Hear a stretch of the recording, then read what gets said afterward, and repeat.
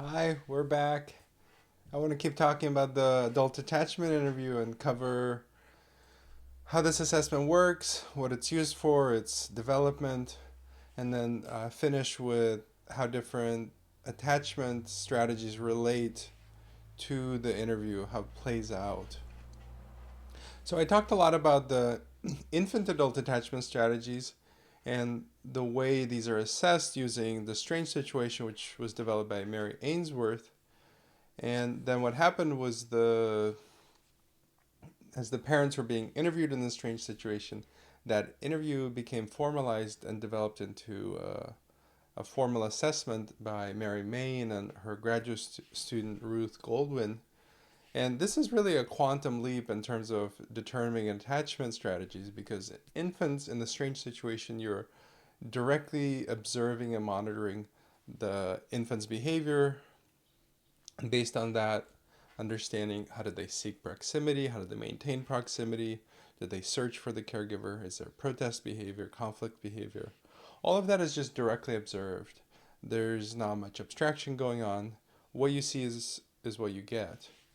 With adults, unlike children, when a child's attachment system is off, usually they'll cry out or raise their hands. It's obvious they want to be picked up. They want someone to come and take care of them. Most adults I know of, and you probably can relate to this too, when they're upset, the first thing they do is not raise their hands or begin crying. Typically, there's much more elaboration and complexity and abstraction from the attachment system. So you can't simply monitor the behavior directly of adults and make sense of what the underlying attachment strategies are. So it's really at a symbolic level in adults. There's the internal working model that you need to be probed, and this is what Mary Main so brilliantly did. And even to this day, that assessment she developed, the adult attachment interview, is considered the gold standard for assessing attachment styles in adults. So it's really amazing and it's surprising how well this works to this day. And what they were able to show in the early studies is that in about 84% of the cases of the infant attachment strategy being determined using the strange situation, there was a correlation of the same attachment strategy being used by the primary caregiver using the adult attachment interview. What I mean by that is a secure infant having a secure parent, a avoidant infant having an avoidant mother. Now, I just want to clear up the distinction between the attachment strategies. They're actually different words or terms used for infants or children versus adults. So for infants, secure, and for adults, it's also secure. And then anxious ambivalence is called preoccupation in adults, and anxious avoidance is called dismissive in adults. So we're going to be talking about the adult attachment interview, so I'll be using these terms, and then disorganization is still disorganization.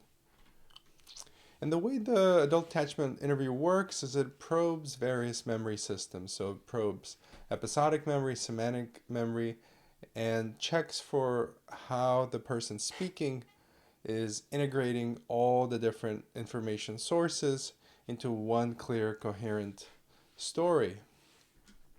And what I mean by that is you have episodic memory, that's your ability to, say, remember an episode, something that happened to you. And then the semantic memory adds the meaning of that, what that meant. If those are well integrated, you'll be able to not only say what happened, you'll also be able to say what it meant to you. And the meanings will line up. There will not be inconsistencies. The interview itself is really surprisingly simple. It's a series of 20 questions. It takes an average of 60 minutes to complete. When I'm doing the interview, I usually schedule for 2 hours in case it runs long and there's time to debrief, so there isn't really a feeling of pressure or being rushed. And the questions can generally be divided into demand questions and request questions. So the difference being, tell me a little bit about something in your childhood. That would be a request, versus a demand question being, why do you think this happened? Why do you think these people behaved in this way? The interview itself, much like the strange situation for infants, it activates the attachment system. In the strange situation, it's the separation of the mother, the primary caregiver, that activates the attachment system of the infant. In the interview, it's the content itself. The fact that you're talking about attachment material, it tends to activate the attachment system. And with secure people, they tend to feel like this is a healthy challenge or something they can collaborate on and play with, and it's interesting to them to do the interview as a way to explore their own experience.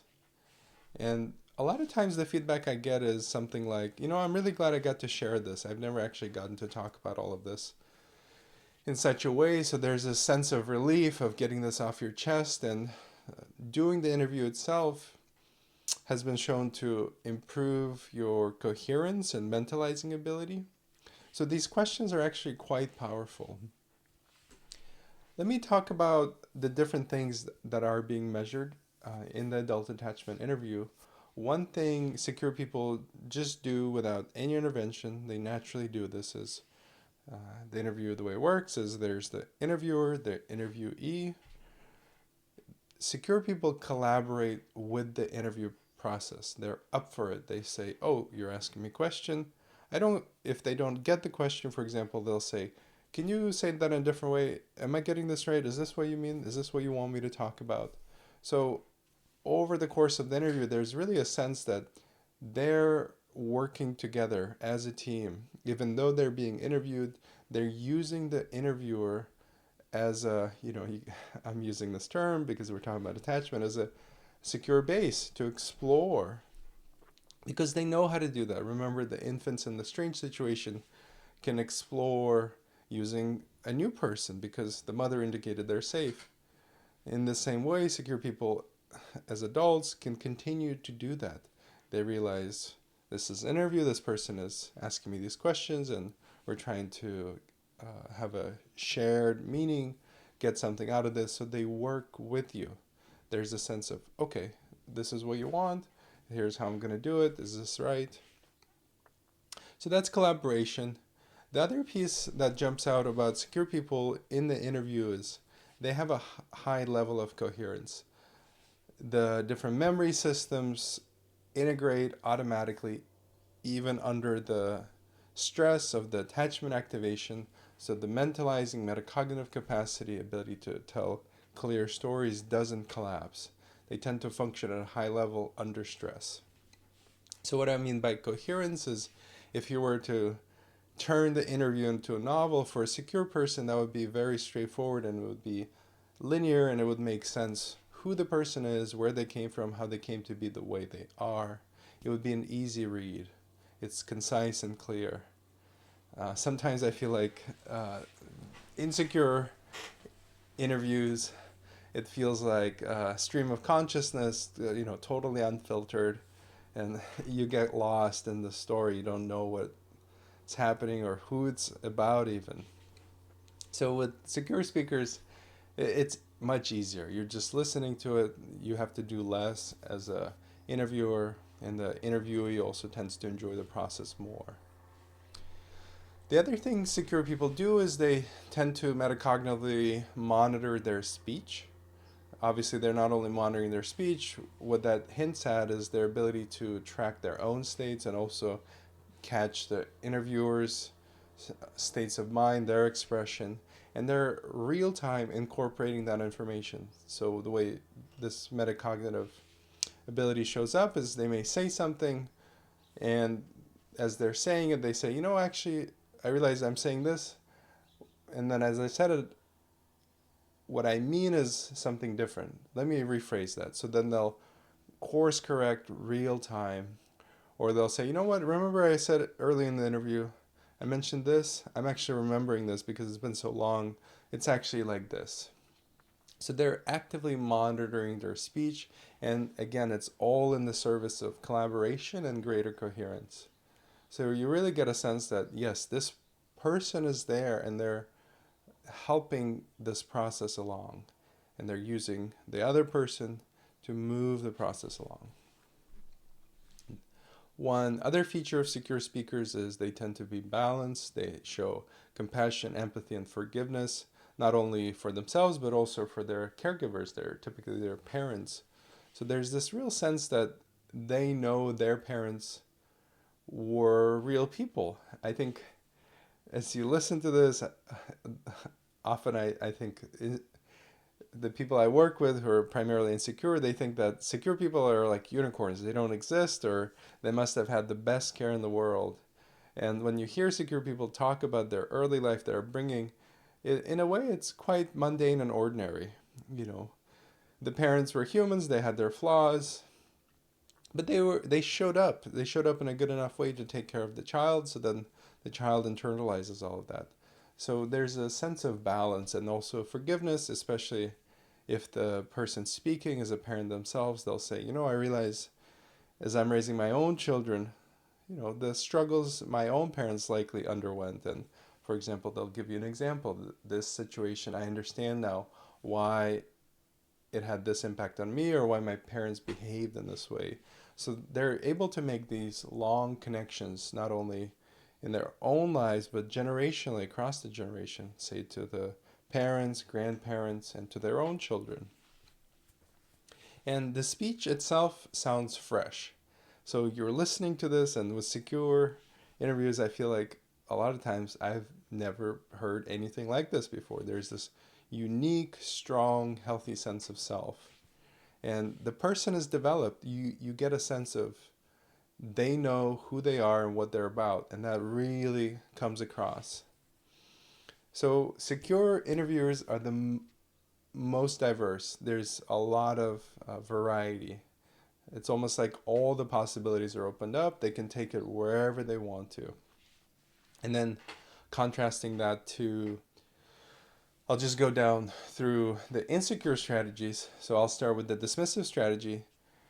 The insecure interviews tend to actually be limited, and there's predictable patterns. They get kind of shoehorned into certain strategies being used. So I want to talk about the dismissive interview process. And the primary feature of a dismissive interview is idealization and lack of memory. So it's funny, the dismissive person tends to have overly positive or idealized version of their childhood, of their parents. There's this sense that it's almost like in the field and where I work, we often say that dismissive people are the most likely to tell you that they're secure. Of course, it's not true. When you probe for more information, they're not able to come up with that, which is this other piece of this lack of memory. They describe their childhood in glowing terms. They may use very positive adjectives. They may describe their parents as amazing. You know, it's like too good to be true. And then when you begin to probe and say, well, you know, back it up, tell me about all the details of it. And they'll just say, you know, let's move on. I don't remember. It was just the way it was. And you might think, well, maybe they really don't remember. What you'll soon see as the interview progresses is they'll slip up and they'll mention things like rejection, neglect, or anger, other things that happen in the house. These avoidance strategies are actually defensive maneuvers. They're a way to keep the negative affect, just like I was saying with the strange situation where the infants actively move their attention away from attachment relationship because putting the attention on the mother, the primary caregiver, and asking out, crying out for help, asking for attachment needs to be met, leads to derogating anger, mocking, belittling. It leads actually to more trouble. As adults, they continue to do that in more complex and elaborate ways. And there's the sense as you talk to a dismissive person, and you know, it's no surprise that adult attachment interview is all about attachment experiences. The topic itself is closed, and there's a sense, even though you signed up to do this and you're a willing participant, I feel like I'm listening to somebody who doesn't want to talk about this, and it's like, let's move on. What's the next question? So you might get answers like, no, I don't remember, I don't know, I don't have details for this.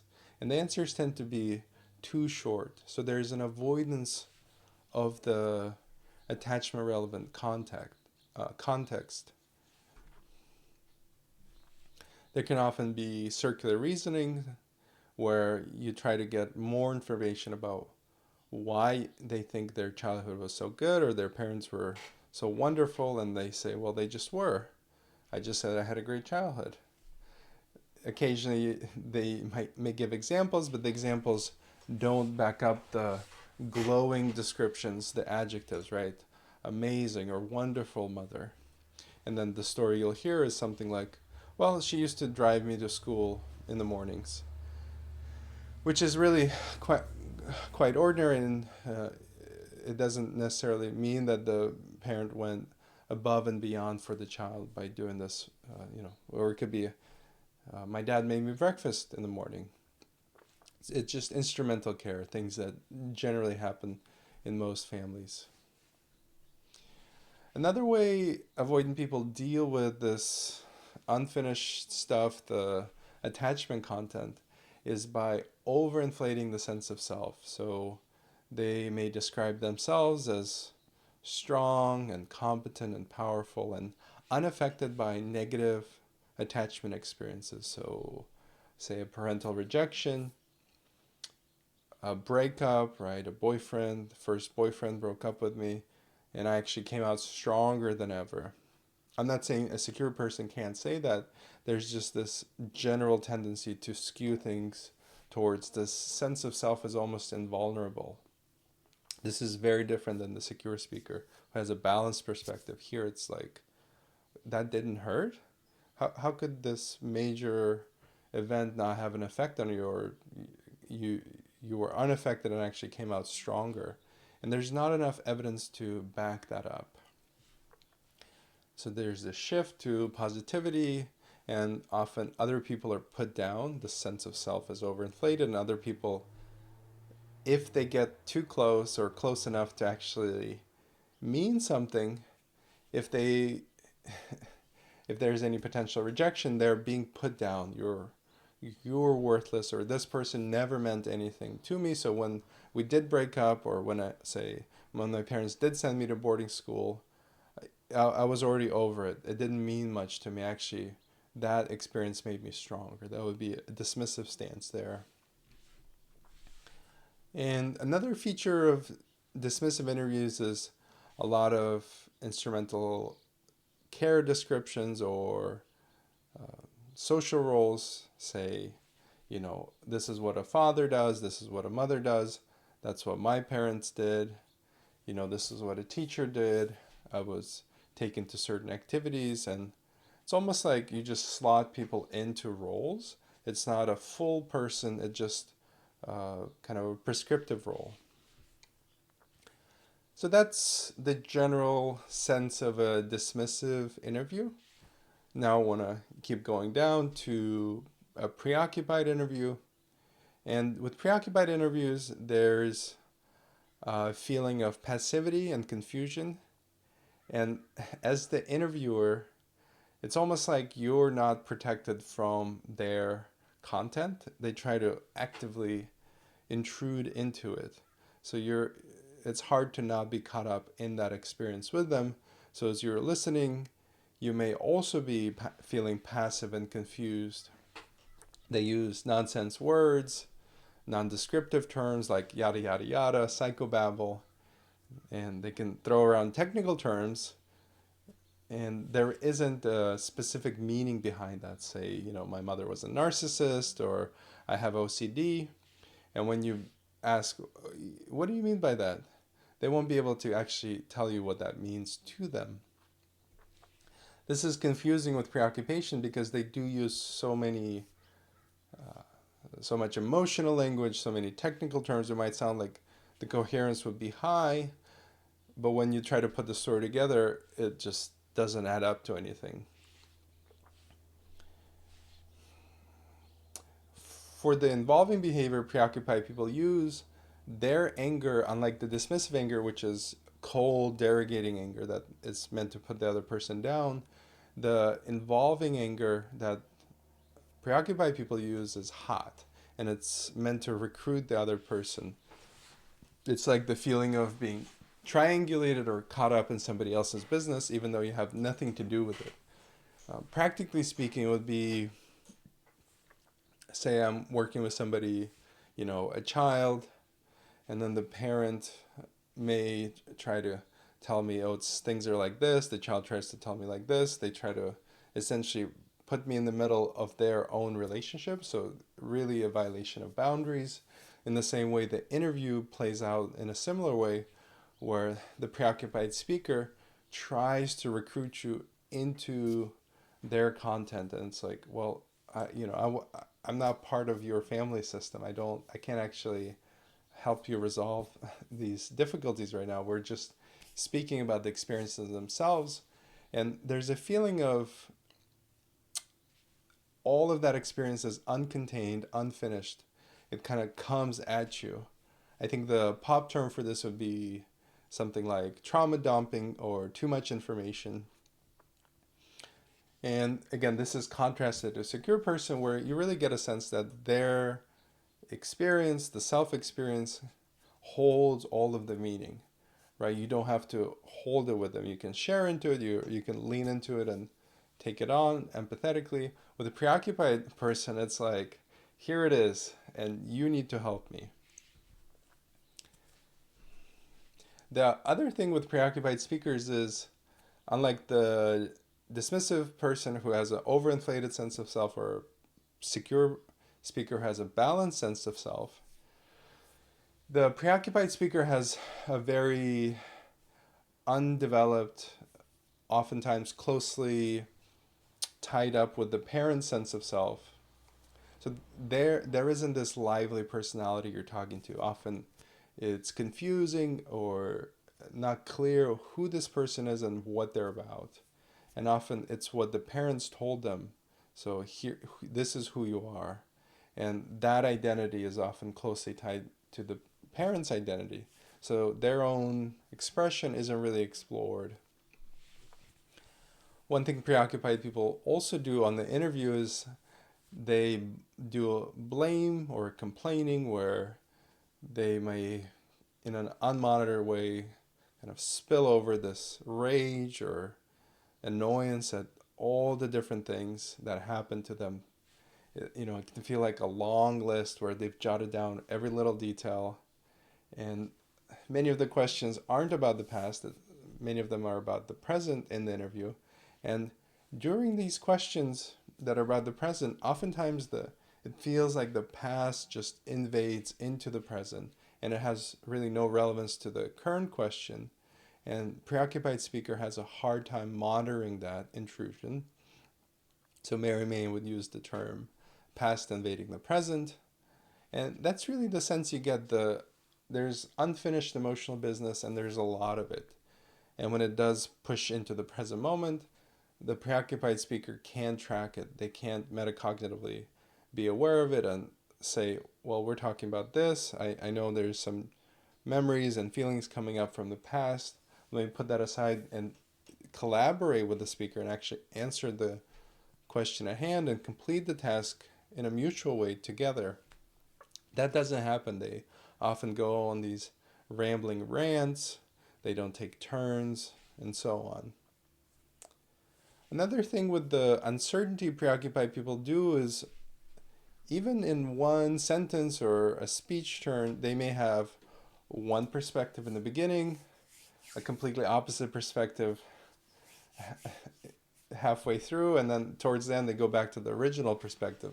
So there's this often sense of oscillation, uncertainty, flip-flopping between different perspectives. Or the interview could start with an initial assessment of the parents being really good, and then by the end the assessment is the parents were really bad. So a dramatic shift, and it's really low coherence. It doesn't make sense, right? Imagine the effect it would have on your sense of self, on your own history, personal history, if you had such a dramatic turn in perspective in within 60 minutes of talking to somebody, right? So that's what I mean by the sense of self isn't really fleshed out. I've already said this, the metacognitive awareness tends to be poor, and the way that shows is in these unmonitored rants, often angry rants or passive moments where, minutes go by, not a word is being said, or there's a lot of ums and uhs and kind of, like.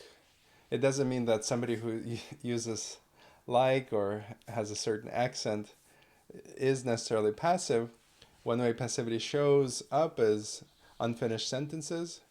Say somebody is talking about, my father used to take me to the baseball game, and so, and that's the end of the sentence.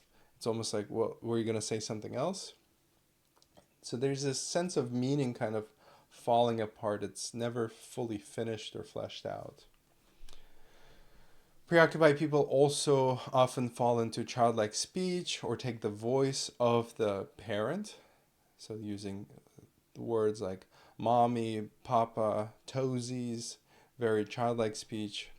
And then often they confuse themselves. They may take their perspective and confuse it with the parent's perspective. And the reason it's confused is because they don't actually tell you, well, I'm actually speaking from my parents' perspective. It just happens without that metacognitive awareness. And then the last category I want to talk about, and this is really the most relevant for attachment repair, is disorganization. And you have disorganization manifesting in different ways. The most basic way is really just somebody who uses more than one strategy. So you have an insecure strategy like avoidance, and then you have an insecure strategy like preoccupation in the same interview. So their mind states, unlike organized speakers who use a secure or dismissive or preoccupied strategy, a disorganized person actually draws from more than one of these. So say the beginning of the interview, they're in a dismissive state of mind, then they're in a preoccupied state of mind, and then back to a dismissive state of mind. That makes it extremely hard to follow the story because you might have both avoidance and idealization. You may have hot anger. And this strategy is really opposite. If you're in a relationship with a disorganized person and they use different strategies at different times, it makes it really hard to predict what they're going to do. That puts you in a very difficult position. It's virtually impossible to have stable, long-term mutual relationships with people that are unpredictable. So disorganization, if there was a line between organized and disorganized strategies, organized people tend to do pretty well in the world, able to maintain a job, relationships, partner. Disorganization is a huge gap. So we're talking about difficulty just functioning in the world, difficulty getting out of the house or maintaining a job or having any kind of continuity. It's almost like there's constant starts and stops. Things just get knocked sideways over and over again, and there's a sense of isolation and hiding. The sense of self for a disorganized speaker is really undefined. The coherence is quite low. So I just want to highlight how drastic the difference is between organized and disorganized strategies. Speaking more about the different disorganized strategies, there's what's called local disorganization or contained disorganization. That would be an unresolved score. That's always primary. And then there's what's called complex disorganization or cannot classify. So let me start with the localized disorganization. That would be something like, say you have a major loss, an attachment figure is lost, a parent, a partner. It could be current or it could be in the past. Naturally, there's a grieving period. Most people go through a grief process where they're untangling the relationship, making sense of that this person really is gone. They're no longer in this world, all the needs, all the things tied up with that person have to be transferred somewhere else. And that's the process of grief. And it's pretty natural to say within a year of losing somebody that was important to you to have low coherence. If you were to speak about it, about the events or what it meant to you, right? So even a secure person may have a hard time telling you about it. Their coherence may drop. They may have some unmonitored speech. It's almost like they go from, a normally high functioning, high coherence personality to all of a sudden there's a drop. That would be an unresolved experience. And obviously in some contexts it's perfectly normal, right? This is just the grieving process. And then if the grieving process never happens, say there's a complete denial of it, that could be called failed mourning. That would be one potential way to have local disorganization.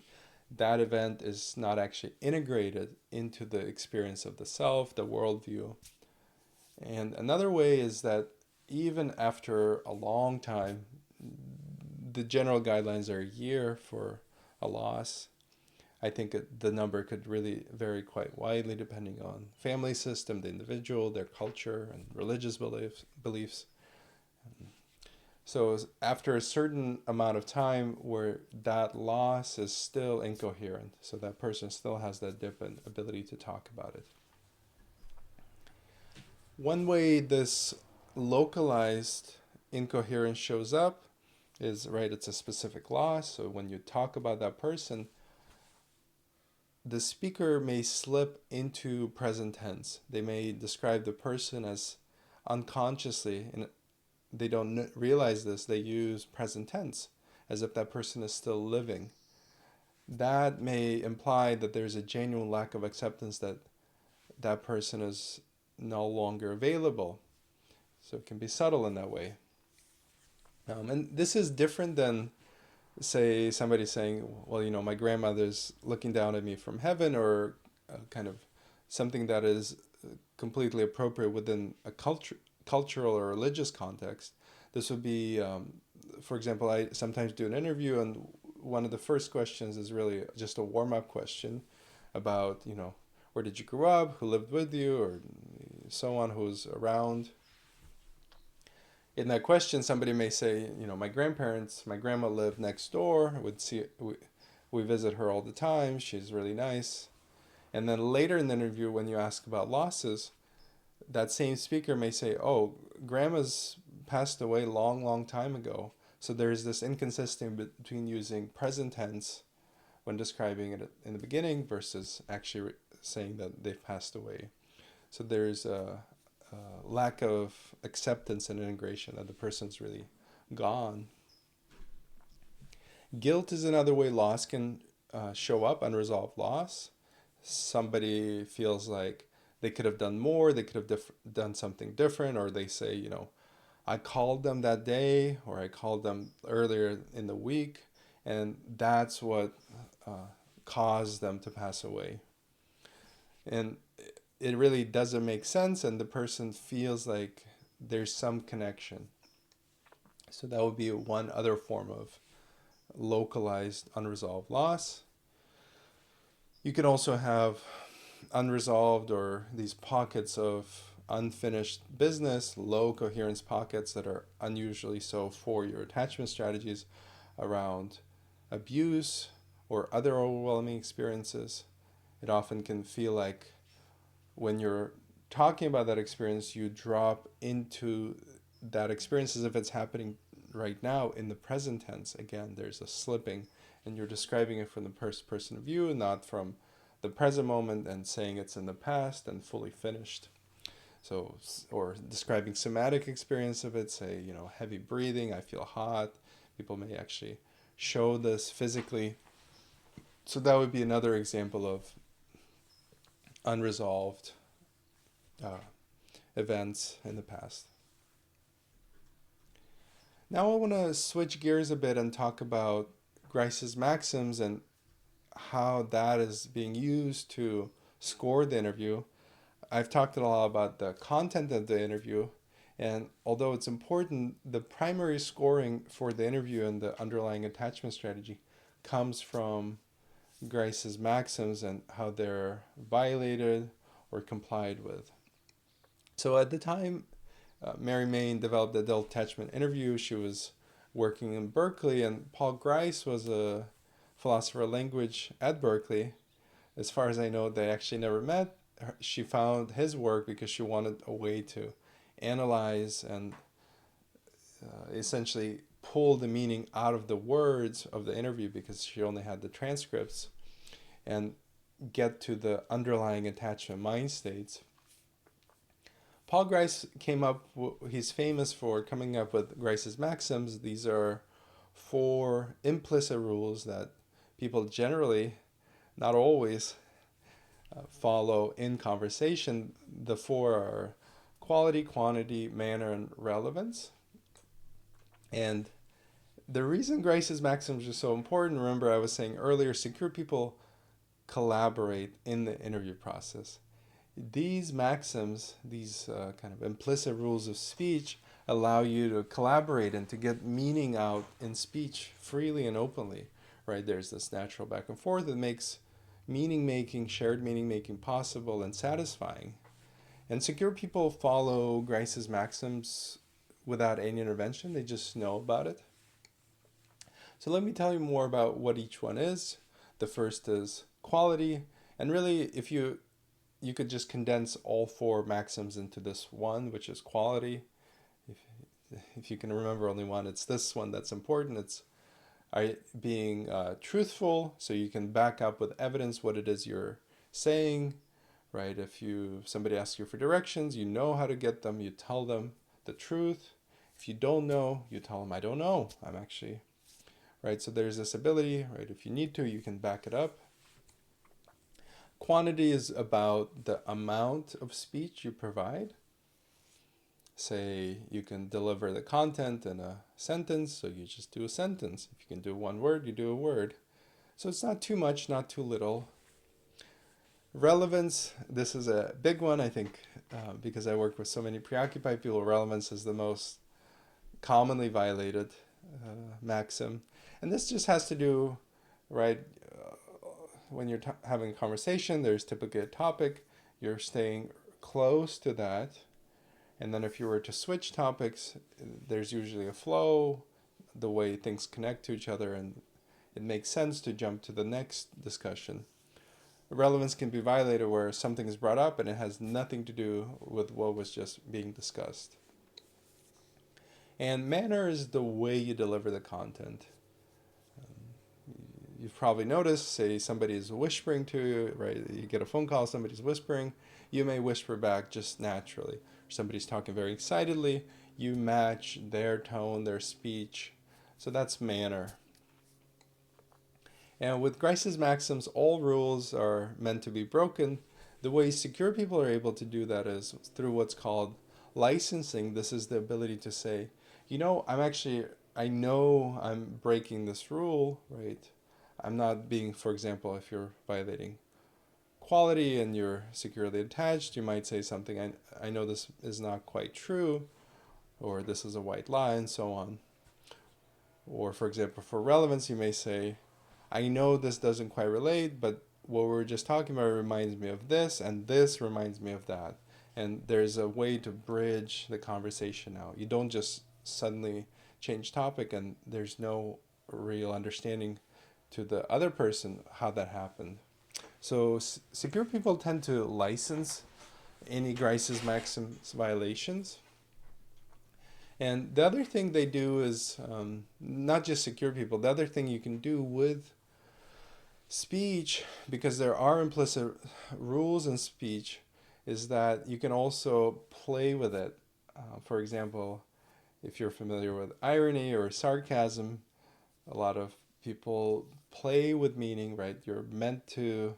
There's expectations, and then you can play with those expectations, and you actually create more meaning, and you can be even more collaborative, right? So that's always the purpose, is you're trying to communicate with the other person. Generally, if you've ever felt irritated in conversation with somebody, likely what's happening is the other person is violating one or more of these rules in different ways. So you can monitor somebody's speech and see how they're violating, and that really, just for most people, without any knowledge of what grace or these maxims are, you'll feel off. It won't feel right to you.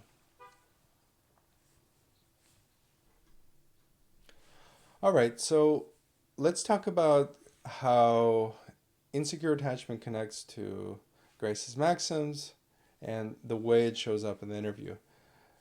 Most insecure people in the interview have unlicensed violation of Grace's maxims, and overall, what that tends to do is it takes away from the story and it's a non collaborative stance. Meaning that, say, a dismissive person, when they are idealizing, right, there's an overly positive description of their parents, for example, it's not truthful. It's violating quality. And the coherence of this story, right, drops now. And you can also say that likely this person, because they're using a defensive maneuver, their metacognitive ability around this particular defense is low. They don't catch the violation. Whereas secure people are able to catch the violation, and the way they correct for it is by licensing or making a metacognitive remark to get back on track. So this lack of evidence is really difficult to work with because you don't actually get much information from dismissive people about what happened. So they may say, right, you get these glowing descriptions, the adjectives are too positive, and then they may say, I don't know, I don't remember, when you probe them about, well, tell me, how you arrived at these conclusions. So it's almost like a doubling down, like, I don't want to talk about this, it's just the way it is. Of course, what you have to realize is that's keeping that negative affect. The reality of what happened usually is there's rejection or sadness, other difficult feelings associated with the attachment conditioning that are being kept out by essentially cutting off that part of the memory system. With dismissive people, the other thing they do in the interview is they tend to be too short. You get a sense, if you're listening to the interview, that it's almost like, let's move on from these attachment topics. So they may say one-word responses like no, or a really short response like I don't know, I don't remember.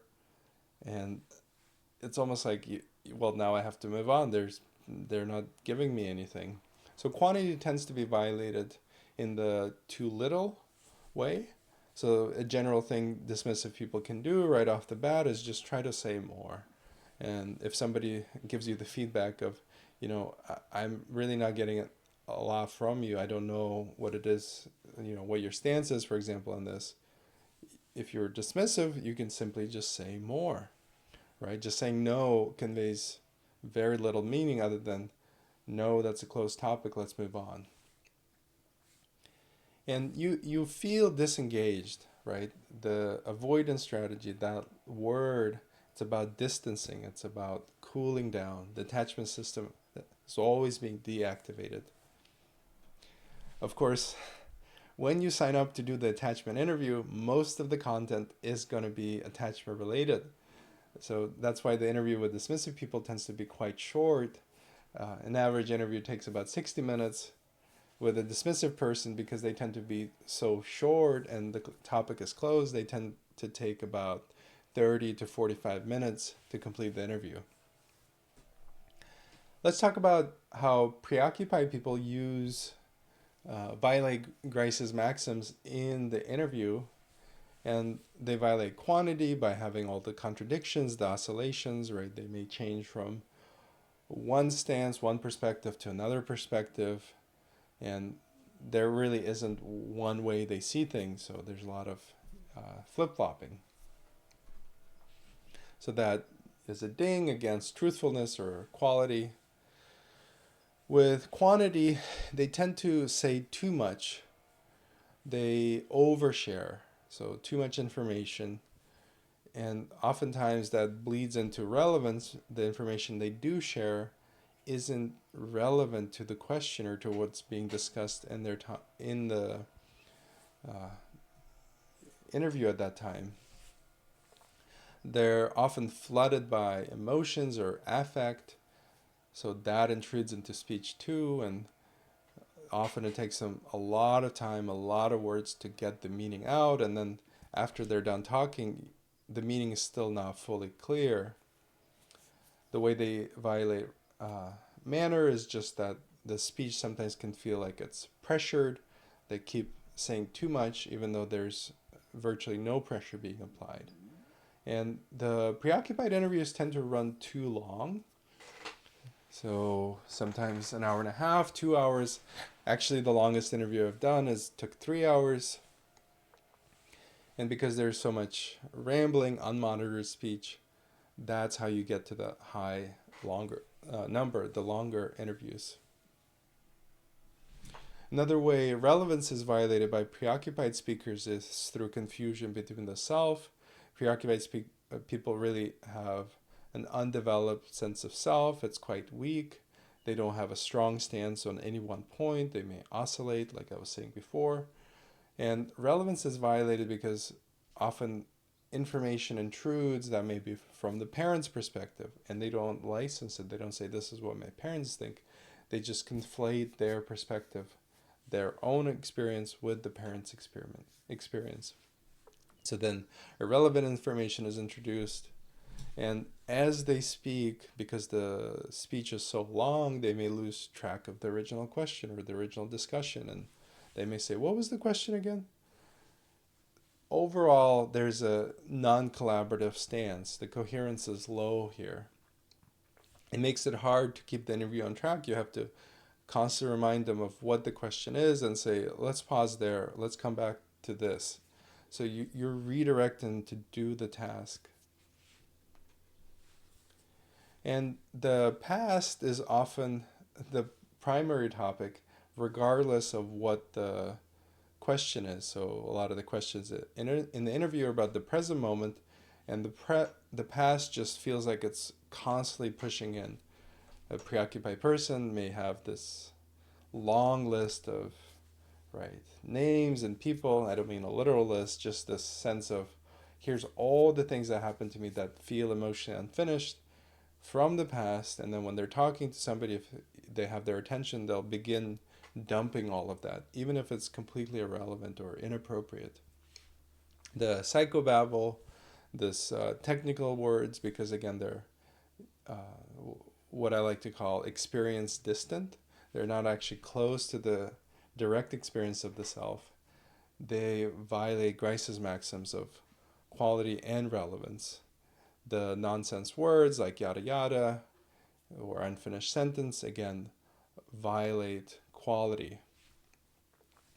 So as I listen to a preoccupied speaker, it's almost like they're in a constant struggle to get their meaning out, to show up as a person. So you don't really get this lively, strong personality that you get with secure people. It's almost like, who are you? Or what were you trying to tell me for, almost 2 hours about all of this? The general saying I like to use is, if you can't say it simply, you don't understand it well enough. And with preoccupied people, the experience is so confused, so jumbled with the parent's perspective. They don't have their own separate perspective, that it takes them way too many words to try to get the meaning across. And even after all that talking, it's even more confused. You don't actually arrive at a conclusion at high coherent speech. Secure people are able to just say, for example, a sentence, and it's obvious. This is what it means. And it's a kind of sentence you may have never, ever heard before. It's fresh, it's new, it comes from the strong sense of self.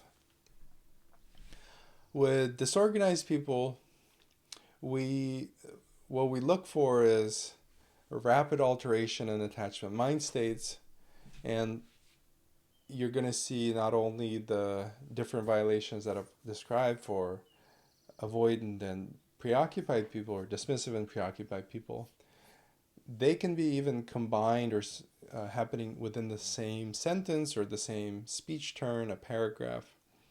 So as you're listening, it really makes your head spin, because the dismissive languaging is really about deactivation, right? The topic is closed, and then all of a sudden you may get a preoccupied speech turn that's actually hot and rambling. So together, that makes the disorganized interview hard, not only hard to follow, it's unpredictable. You don't know what's going to happen next. Because if they switch to, right, from a dismissive to a preoccupied, or preoccupied back to dismissive, it's like the whole experience just shifts. You went from trying to get them to speak more to now you're actually wanting them to get back on topic and speak less. And it's really hard to get the meaning across and create a coherent story of who this person is and what happened to them. Secure people tend to have high coherence. This is a scale from 1 to 9. Secure people tend to score in the 7 to 9 range. Dismissive people tend to score a bit worse in the 3 to 5 range. Preoccupied people tend to have a score of 3 to 4. And then disorganization is the lowest coherence, and the score is 1 to 3. As you begin to integrate and fill in the gaps and bring all of this into greater coherence, greater understanding, and the sense of self grows stronger, right? If you're moving from, say, disorganization towards earning security, all those gaps are going to begin to fill in, and you're not going to get a brand new childhood. So when you redo the interview, this is one thing I do, is I typically begin with the interview when I start working with somebody, and then when our work is coming to a close, we may do a follow-up interview to reassess, to check for earned security. So as you earn security, largely the story is the same. Maybe some major insights are gained. Say, oh, now I understand why my parents behave this way, or now I get why I struggle with this, or I have these patterns, and so on. The languaging really changes. People are able to get the meaning across in a secure way, so the coherence of the story greatly increases. That's what makes earning security possible. Integrating the different memory system and doing it at a real-time pace, right? This isn't a written assignment where you prepare for the interview after years of work and you write it all out, memorize it, and just regurgitate it. You're able to do it real time, to investigate it freshly, just like secure people do out of the gate, because they have those skills. With the interview, there's always two tasks you're trying to accomplish. One is to provide the relevant content, right? You're bringing in the stories. And the other is you're actively answering the question. So you have to monitor what the question is and bring in the relevant information, what it means to you, and convey that to the person listening. When your attachment system is activated, that task is more difficult, because what you're monitoring is the strategies that are being used in order to re-regulate and come back into balance. Secure people are able to do this through co-regulation and collaboration. So they use the other person in the room to re-regulate. Insecure people, so dismissive, preoccupied, and disorganized, use defensive maneuvers and other strategies that don't work so well. So what ends up showing up is these defensive maneuvers, and they end up distorting the languaging. The coherence is lower, and Grice's maxims are violated in various ways. Very generally speaking, a dismissive person is going to have too little affect integrated, so what the emotional meaning of their childhood, of their parenting experiences were, will be distorted or just absent. And then preoccupied people struggle with bringing in the cognitive piece, so what it means to the self, essentially the ability to tell a clear, linear story. There will be too much affect, and the affect isn't integrated or coherent. So they're flooded with emotion. And then disorganized people will have all of those, especially with complex disorganization. You'll have really a lot more inconsistency and incoherence showing up. And when the information is being excluded, what you tend to notice is it's almost like an insecure person is telling a story, and all of a sudden it's like, wait, there's a gap here, or the door is closed, or it feels like, is there an elephant in the room? Is there a door leading to a dark basement that they don't want to go into? That would be, for example, one way to describe failed mourning. And what these defensive maneuvers do is really they help the self, prevent the self from disintegrating, from being too overwhelmed. So dismissive people are able to block out the painful feelings, right? There's this either denial or repression going on. So then the overwhelming content doesn't enter consciousness. And then preoccupied people are able to maintain this hyperactivated state by having the affect always in their conscious awareness, always looking for attachment figures. So all of these various inconsistencies, distortions, the conflict, the opposing beliefs, all of that is fleshed out in the interview. And the interview happens at too rapid of a pace because speech comes out automatically. You can monitor, obviously, by the time you're saying it's already essentially too late. You can pause to try to structure it. You really get to see the underlying internal working models of a person. And last thing I'll say is that self-report measures, unlike the adult attachment interview, which requires interviewer to complete, and then there's a second person who is a transcriber, and third person who is a professional scorer.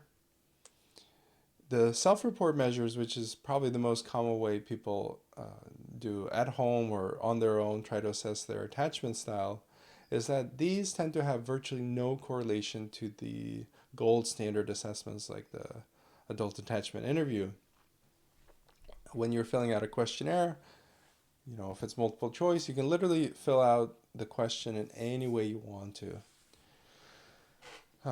So say you're feeling one way in one day, or you want to get a certain score, you can do that. There's no score or no other person telling you, I'm actually noticing that you're skewing your results. One thing I sometimes hear from people I work with is that some version of, I'm really good at lying to myself. So if that's the case, if you do have some kind of insecure attachment, or you have gaps in your own metacognitive awareness, you really need somebody else, right, a trained professional, to help you make sense of your attachment conditioning. Otherwise, if you are coming from insecurity, and this is where attachment repair and accurate assessments are most relevant, if you're doing it on your own and you're doing self-assessment, it's like throwing a dart, in the dark, blindfolded. You may hit something completely random. And to contrast that to the adult attachment interview, it's really structured to pick out all the distortions that are there. And that's okay. That's the whole point, is because they're there, you use them naturally. If they show up in the interview, you use them in your day-to-day life. They're just there when your attachment system is activated. Again, the piece about acceptance is really important here.